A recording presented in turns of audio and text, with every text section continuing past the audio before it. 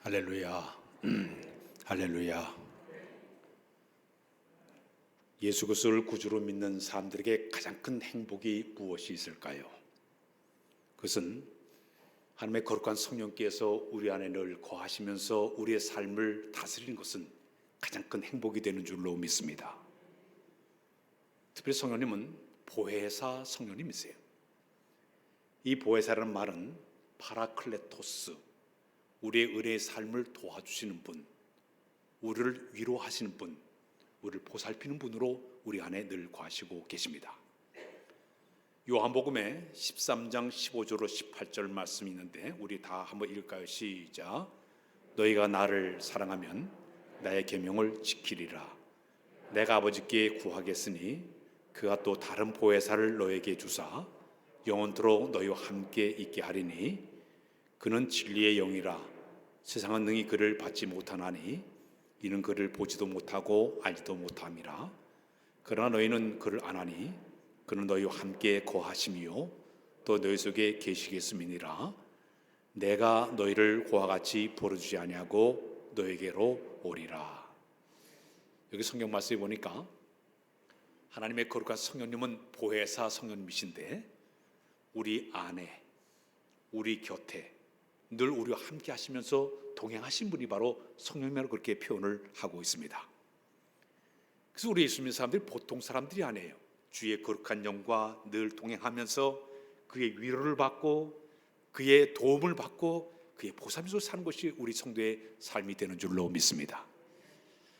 자, 근데 우리 성령의 사람들이 이 세상을 살아가면서 신앙생활할 때 세 가지를 반드시 주의를 해야 됩니다. 첫 번째는 성의 사람이 첫 번째 주의할 것은 성령님을 근심하지 하게 만들지 말입니다. 따질까요? 근심하지 않게 하자. 성경 에베소서 4장 30절에 이런 말씀 시작. 하나님의 성령님을 근심하게 하지 말라. 그 안에서 너희가 구원의 날까지 인심을 받았느니라. 성령님을 근심하게 하지 말라. 근심이 루페오라는 그런 말을 쓰고 있는데 이 말의 뜻은 성령님에게 고통을 주지 말아라. 성령님을 슬프게 하지 말라. 성령님을 괴롭게 하지 말라. 이런 뜻을 가지고 있습니다. 하나님의 계명을 지키지 않을 때, 또 의도적으로 죄를 범할 때 성령님 우리 안에 늘 거하시면서 근심할 수밖에 없습니다. 그분은 특히 하나님 뜻을 거스를 때, 거스른 말이나 행동이나 생각할 때마다 늘 근심 가운데 빠지게 됩니다. 그래서 우리 성령의 사람들은 첫 번째 성령님을 근심하지 않게 하는 것이 우리의 첫 번째 필요한 삶의 모습입니다. 두 번째는 성령 해방죄를 범하지 말아야 됩니다. 따라서 할까요? 성령 해방죄. 성경 말씀에 마태복음 12장 31절로 32절 말씀 우리 다 읽을까요? 시작.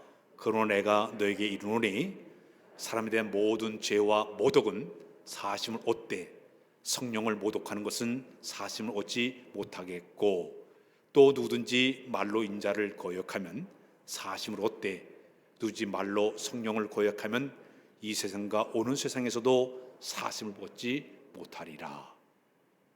여기 보니까요, 우리의 죄를 용서받는 것이 있고 용서받지 못하는 것이 있다고 얘기하고 있습니다. 용서받는 것은 우리가 삶 속에 살아가면서 지은 모든 죄들은 그저 회개하고 고백하면 용서받을 수가 있습니다. 그러나 용서받지 못한 죄가 있는데 성령을 회방하는 자는 용서받지 못한다고 그랬습니다. 성령을 거역하는 자는 용서받지 못한다. 오는 세상에도 용서받지 못한다 그랬습니다. 내가 이 세상을 살아가면서 신앙생활을 열심히 하는 것 같지만은 그 가운데 끊임없이 성령의 역사의 뜻을 갖다 회방할 때 이전 용서받지 못한다는 무서운 이야기를 성경은 하고 있습니다. 성령의 사람들에게 두 번째 주의할 것은 성령 해방죄를 범하지 않는 것이 우리에게 필요하다고 볼 수가 있습니다. 세 번째 중요한 게 또 하나가 있습니다. 이것은 성령을 소멸하는 죄. 따라서 할까요? 성령을 소멸하는 죄. 오늘 본문에 보니까 성령을 소멸하지 말라 그런 말이 들어있는데요, 성령을 소멸한다 이 말의 뜻이 어떤 뜻일까요? 이 소멸의 뜻이 스벤늠이란 말을 쓰고 있습니다. 신약 성경을 보게 되면 6번 정도 스멘눔이라는 말이 나오고 있는데 그 가운데 성령님과 더불어서 얘기할 때 이 스멘눔이라는 말이 들어가 있습니다. 이 말에는 타고 있는 불을 끄는 것을 의미를 하고 있습니다. 개역 성경에 보니까 이 소멸한다는 말이 성령을 소멸하지 말라, 그 말을 흥정역에서 보게 되면 성령을 억누르지 말라, 그런 뜻을 이야기하고 있습니다. 지역하게 되면 타오르는 성령의 불을 끄지 말라는 그런 뜻이에요. 내 마음속에 주의 거룩한 영이 역사할 때 이것을 억누르지 말라는 뜻입니다. 교회 가운데 성령의 강력한 불이 타오를 때 이것을 소방처럼 끄지 말라는 그런 의미를 가지고 있습니다.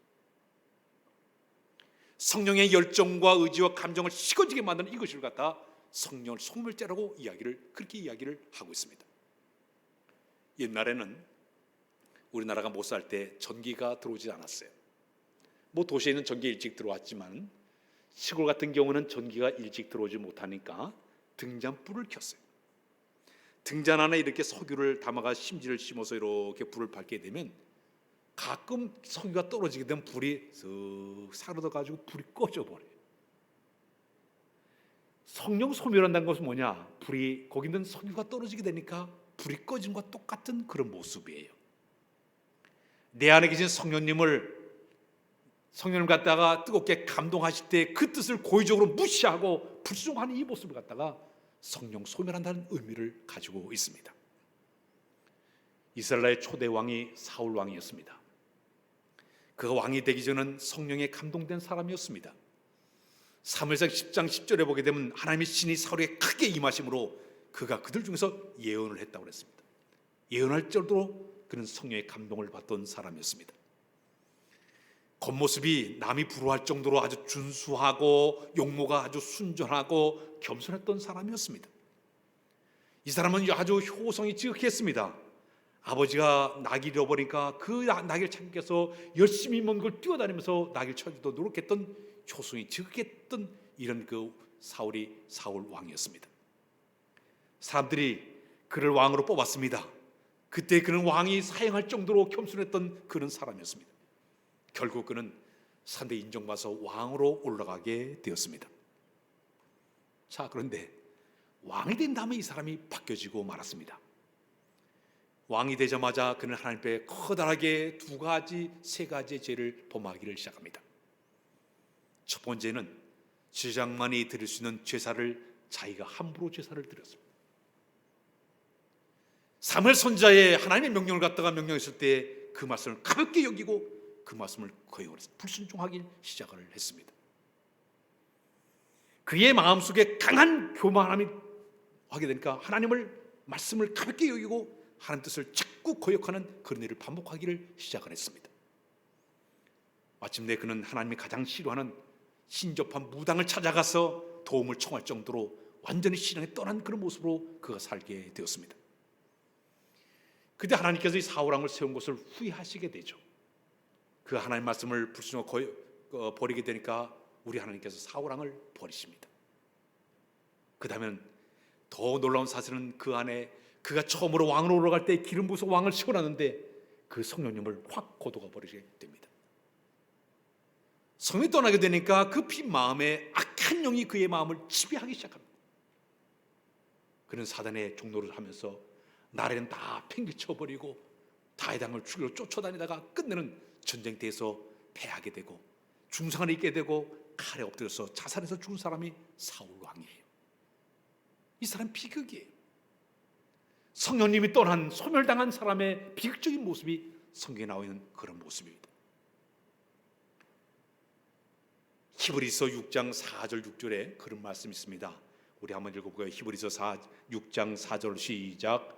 한 번 빛을 받고 하늘의 은사를 맛보고 성령에 참여한 바가 되고 하나님의 선한 말씀과 내세의 능력을 맛보고도 타락한 자들은 다시 새롭게 하여 회개할 수 없나니 이는 그들이 하나님의 아들을 다시 십자가에 못 박아 드러내놓고 욕되게 함이라. 한번 성령의 빛을 받았어요. 은사도 맛봤어요. 성령에 참여한 바가 되었어요. 그리고 하나님 선한 말씀과 내세 능력을 체험하고 나서도 타락한 사람은 다시 새롭게 할 수 없다는 얘기입니다. 그는 다시 예수님을 십자가 못 박아 죽이는 끔찍한 일을 범한다고 히브리서 기자는 지적을 하고 있습니다.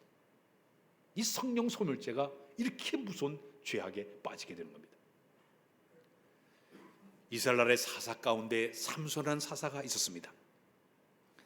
하나님은 이 삼손을 그 시대의 귀한 인물로 쓰시기 위해서 그에게 은사를 줬는데 엄청난 힘을 그에게 줬어요. 괴력의 사나이, 600만 불의 사나이예요. 얼마나 강력한 힘이 그에게 주어졌는가 하면 맨손을 가지고 사자의 입을 다 찢어낼 정도로 괴력의 사나이였습니다. 저 블레셋 나라에 가서 성문짝을 떼어가지고 짊어지고 올 정도로 엄청난 사람이었습니다. 나귀 턱뼈 하나를 가지고 블레셋 군대 1,000명을 때려눕힐 정도로 상당한 괴력의 사나이였습니다. 그 이유는 하나님의 거룩한 영이 그 속에 강력하게 역사하니까 그 능력의 사람으로 쓰임을 받았습니다. 그러나 이 삼손이 블레셋 여인 들릴에게 꼬임에 그가 빠지게 되었습니다.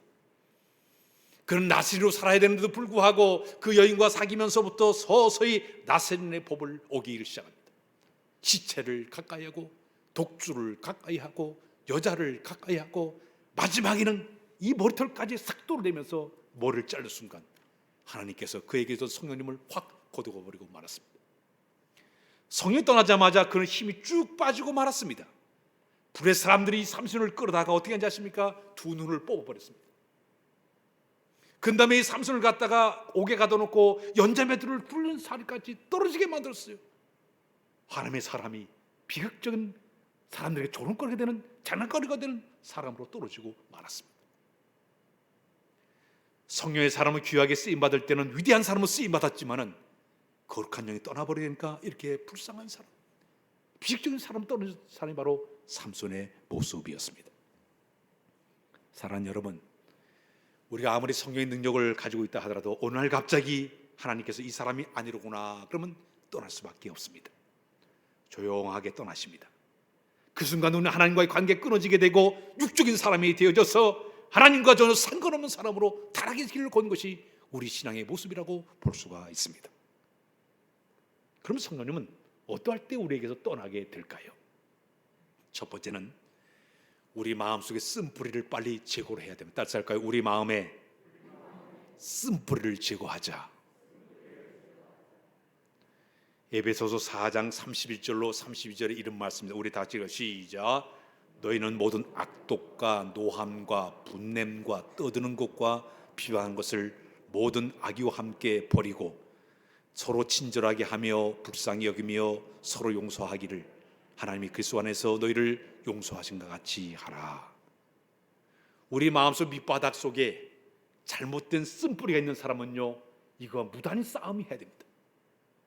이 쓴뿌리가 제거되지 않게 되면요, 이것이 끊임없이 우리 마음속에 차고 올라와서 이것 때문에 끝낸 성령님께서 우리 마음에 거하시기 어려운 사람이 되게 되는 것입니다. 공원에 가게 되면 비둘기를 우리가 만나게 됩니다. 비둘기는 두 종류의 비둘기가 있습니다. 집비둘기가 있고 산비둘기가 있습니다. 근데 이 집비둘기는요, 아주 굉장히 사교적이기 때문에 사람들과 참 잘 어울려요. 공원에 있는 비둘기가 이렇게 모기를 주게 되면 가까이 와서 다 이렇게 모기를 먹고 그럽니다. 근데 이 산비둘기는 달라요. 굉장히 고상하고 아주 민감한 그런 성품을 가지고 있습니다. 우리 예수님께 임하셨던 세례받고 올라왔을 때 임하셨던 그 비둘기도 산비둘기였다도 그렇게 신학자들은 이야기를 하고 있습니다. 이 산비둘기는 사랑과 순종과 평화의 상징으로 그렇게 이야기를 하고 있습니다. 근데 이 산비둘기는 굉장히 아주 환경에 민감한 그런 새예요. 2년 전인가 3년 전에 보니까 이 느티나무에 우리 주장에 산비둘기 2마리가 와서 계속 거하다가 어느 날 보니까 사라져 버렸어. 그 새 볼 때마다 참 아름다운데 어느 날 사라져 버렸어요.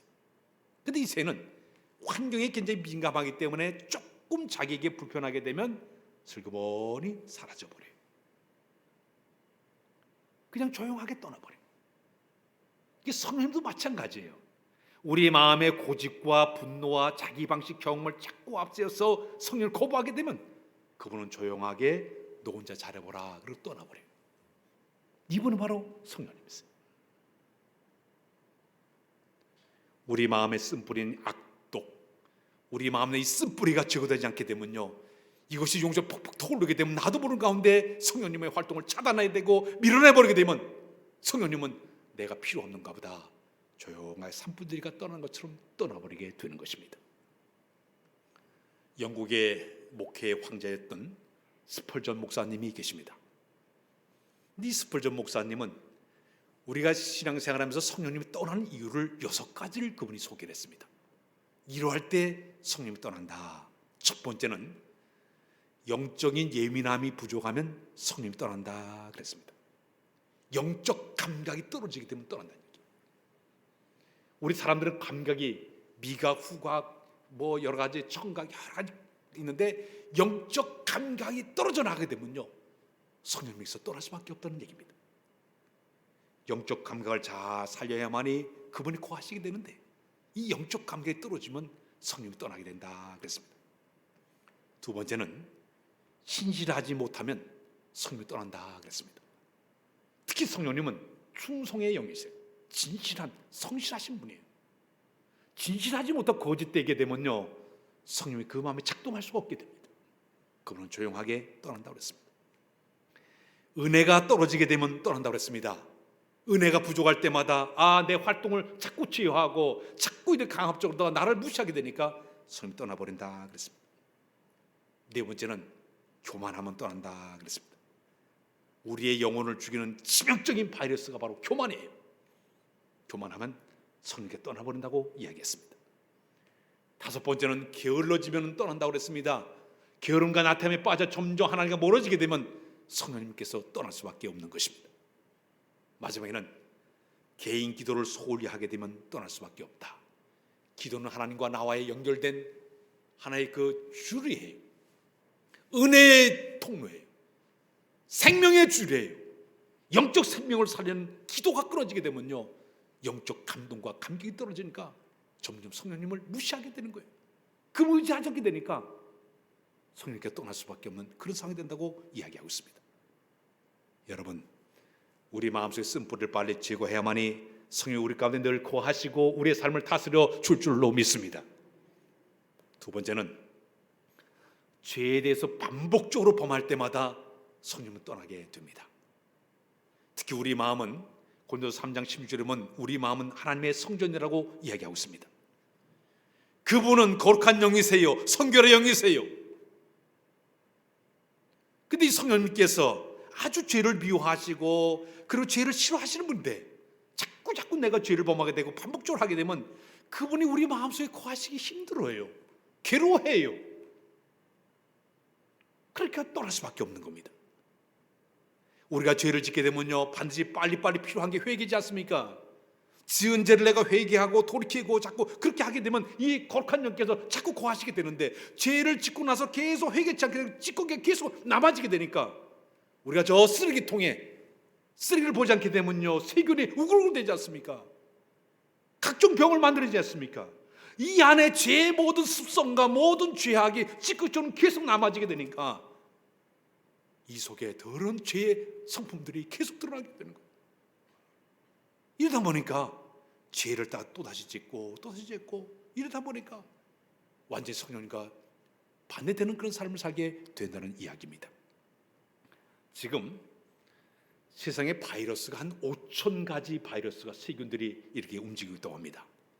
몇 년 전에 보니까 중동 낙타하고 박쥐를 통해서 왔던 게 메르스라고 하는 그런 것 때문에 우리나라가 얼마나 고통을 받았습니까? 조류독감 때문에 사스가 와가지고 우리나라 사람들이 굉장히 고통을 많이 받았어요. 아프리카 지역에서 발생했던 에볼라 때문에도 얼마나 많은 세균 때문에 고통을 받았습니까? 그러더니 지금 3년 동안 이 코로나 때문에 이렇게 현재 엄청나게 사람들이 고통을 받고 있어요. 이 세균이 우글대처럼 내 모든 죄의 습성을 갖다가 내가 회개치 않냐고 찌꺼기를 계속 남겨두게 되면요, 이것이 자꾸 바이러스가 돼가지고 온갖 죄악에 물들어가는 이런 모습이 되게 된다는 얘기입니다. 사랑하는 여러분, 죄의 반복적인 그 삶에서 빨리 빠져나와야 될 줄로 믿습니다. 즉각 회개해서 내 심령 상태가 성결함을 유지해야만이 주의 거룩한 영이 우리 가운데 거하시게 될 줄로 믿습니다. 그렇다면 우리 심령 상태를 거룩함을 유지하는 방법이 무엇이 있을까요? 성경을 보게 되면 두 가지를 소개하고 있는데, 디모데전서 4장 5절 말씀 한번 읽고 시작. 하나님의 말씀과 기도로 거룩하여 지민이라 그랬습니다. 우리의 심령 상태를 갖다가 거룩함을 유지하는 방법 두 가지를 소개했어요. 첫 번째가 뭐냐? 말씀이라고 했어요. 하나님의 거룩한 말씀은 야고보서에 보게 되면 야고보서 1장 23절에 보니까 성경 말씀을 그렇게 표현. 시작. 누구든지 말씀을 듣고 행하지 않으면 그는 거울로 자기의 생긴 얼굴을 보는 사람과 같아서. 말씀은 거울이라고 표현했어요. 늘 말씀을 가까이 있는 사람은, 여러분 오늘 아침에 교회 올 때 거울 다 보지 않았습니까? 머리도 담고 옷매도 다듬고 그냥 화장도 하고 마찬가지예요. 주의 거룩한 말씀을 통해서 내가 계속 비춰볼 때마다 나의 잘못된 모든 모습을 하나 둘씩 자꾸 고쳐나가야만이 거룩함을 유지하게 되는 거예요. 하나님의 거룩한 말씀은 성경 말씀 그대로 말씀드린 디모데후서 3장 10절은 하나님의 말씀은 성령으로 된 말씀으로 의와 교훈과 우리 의와 교훈과 모든 것을 갖다 가르쳐 지키게 하는 이 모든 것이 바로 하나님의 거룩한 말씀이라고 소개하고 있습니다. 우리 강팍한 심령, 죄성, 이 모든 걸 다 쪼개고 다듬고 새롭게 하는 모든 방법은 주의 거룩한 말씀이 우리 가운데 역사해만 가능한 줄로 믿습니다. 이 말씀이 우리의 영혼을 갖다가 깨끗하게 하는 첫 번째 방법입니다. 두 번째는 바로 기도예요. 기도는 영적인 호흡입니다. 숨을 쉴 때 들이마시고 바깥으로 뿜어내는 것처럼 기도의 삶은 뭐냐? 내 속에 숨을 때 바깥으로 뿜어내는 것처럼 내 안에 있는 죄성, 기질, 고집을 바깥으로 자꾸 뿜어내게 됩니다. 배출하게 되면 들숨 쑥 들어오면서 하나님의 신령한 것이 내 안에 들어오면서 내 영혼 상태가, 이 영적 호흡이 잘 된 사람은요 깨끗함을 유지하고 건강하게 신앙생활을 할 수가 있어요. 그러나 기도 생활을 하지 않는 사람은요 이 속에 있는 걸 바깥으로 뿜어내지 못하고 회개하지 않으니까 쌓이니까 영성이 부족한 사람, 하나님 뜻을 분별하지 못하는 어리석은 사람이 되게 된다는 이야기입니다. 이런 사람은 죄의 반복성에서 벗어날 수가 없게 되는 것입니다. 사랑하는 여러분, 우리의 영혼을 병들게 하고 우리의 영적 감각을 떨어지게 만드는 이 죄에 대한 이 반복성에서 벗어나서 말씀과 기도로 새로워지는 여러분들이 다 되시기를 바랍니다. 마지막에는 우리가 신앙생활을 하면서 우리가 영성으로 다 성령을 소멸하지 않고 영적으로 건강하게 살아가는 마지막 비결은 뭐냐?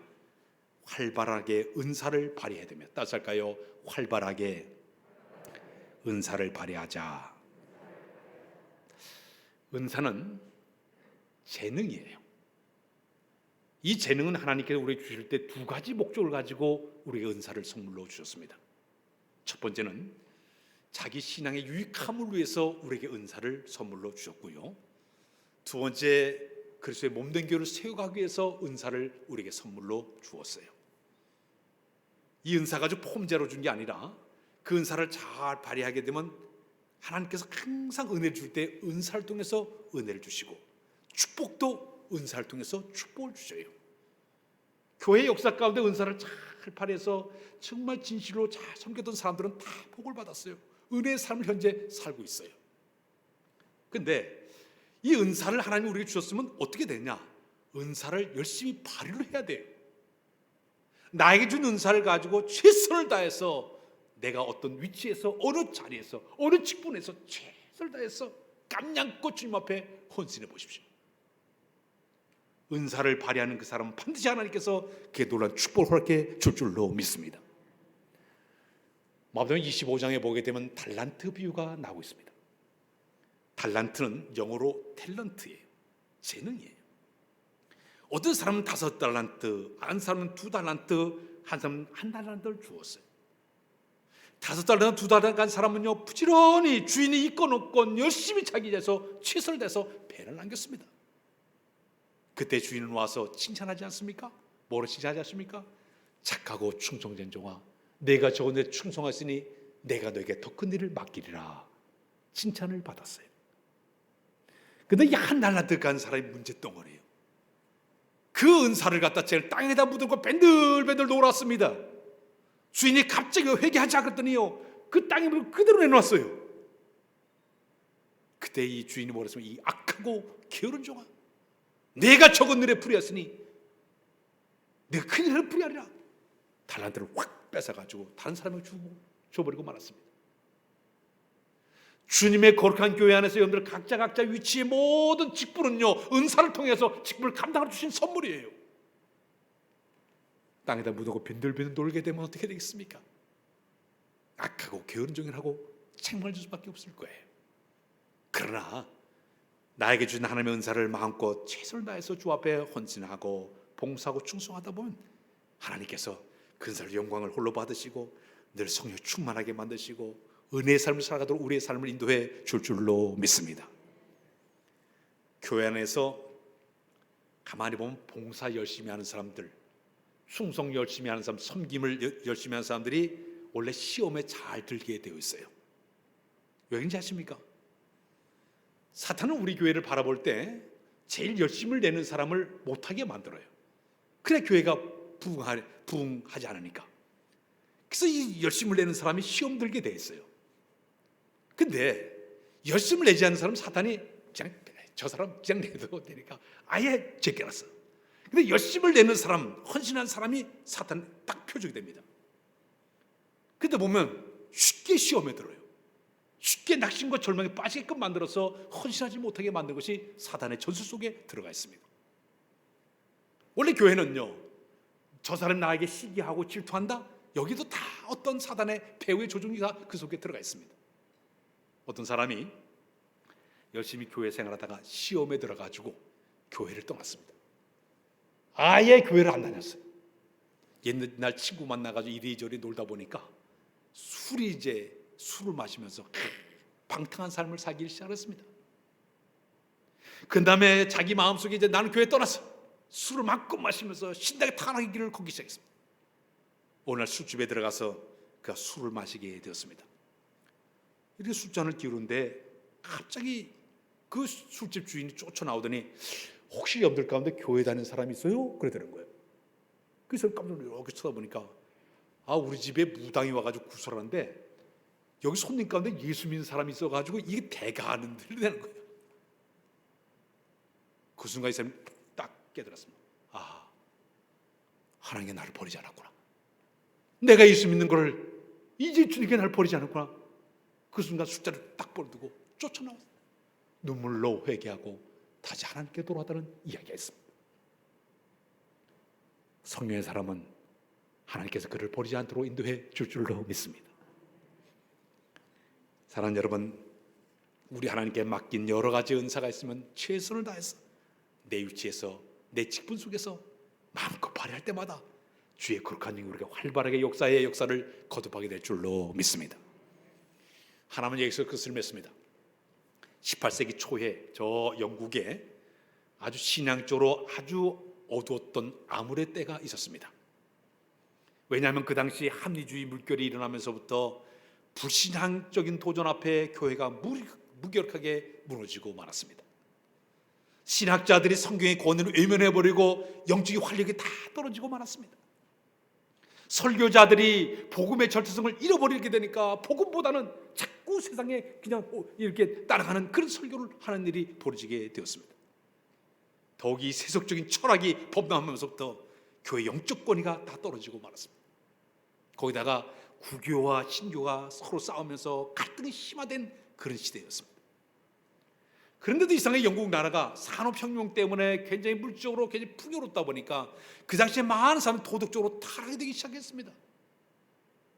길에 다니는 아이가 아버지가 누구인지 모를 정도로 성적으로 완전 타락된 그런 시대가 바로 그 당시의 모습이었습니다. 이때 이 영국사의 어두운 장면을 바라면서 어떻게 하면 이 나라를 영적으로 살려볼까 이런 마음을 가지고 이제 한 사람이 그때 영적 대각성의 역사를 일으킨 사람이 하나 나오는데 그 사람이 바로 뭐냐 하면은 감리교를 창송하신 요한 웨슬레 목사님이세요. 이 요한 웨슬레 목사님은 원래 부모님이 성공의 신부님이었죠. 그 어머니 수산나는 19명의 자녀를 낳았는데 이 바로 이 요한 웨슬리가 15번째 아들로 세상에 태어났습니다.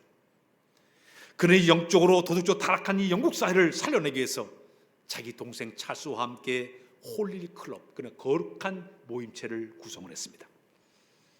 그들은 메소디스트 엄격한 규율을 정해놓고 오후에 3시간씩 성경을 연구하고 신약 성경을 공부하면서 철저하게 영성운동을 하기를 시작을 했습니다. 정기적으로 그들은 감옥에 방문해서 죄수를 위로하면서 선한 영향력을 끼치기를 시작을 했습니다. 그러다가 그 당시에 이제 그 성령의 그 강력한 역사를 일으켰던 그 모라비안파와 접하면서 성령의 강력한 것을 그가 영적인 체험을 하게 됩니다. 이 모라비안파의 그 능력을 가지고 마치 영국 사회를 영적 대각성의 부흥을 일으켜서 새바람이 일어나면서 영국 사회가 도덕적으로 영적으로 새롭게 회복시키는데 위대한 일이라는 사람이 바로 이 요한 웨슬리 목사님이세요. 우리 교회는 영적인 성령의 사람이 필요한 줄로 믿습니다. 그저 몇 사람만이라도 이 성령의 바람에 의지해서 열심을 내게 되면 교회가 다시 바람이 일어나서 영적으로 회복된 거룩한 교회가 될 줄로 믿습니다. 바로 여러분들이 주인공이 되시기를 바랍니다. 기도합니다. 하나님, 성령의 사람으로 귀하게 쓰임받기를 원합니다. 우리 안에 강력히 여기서 성령님의 역사를 우리가 잘 체험하고 활발하게 역사하도록 인도하여 주어서 주의 거룩한 교회 아름다운 일꾼으로 교회 쓰임받는 우리 모두로 인도하여 주옵소서.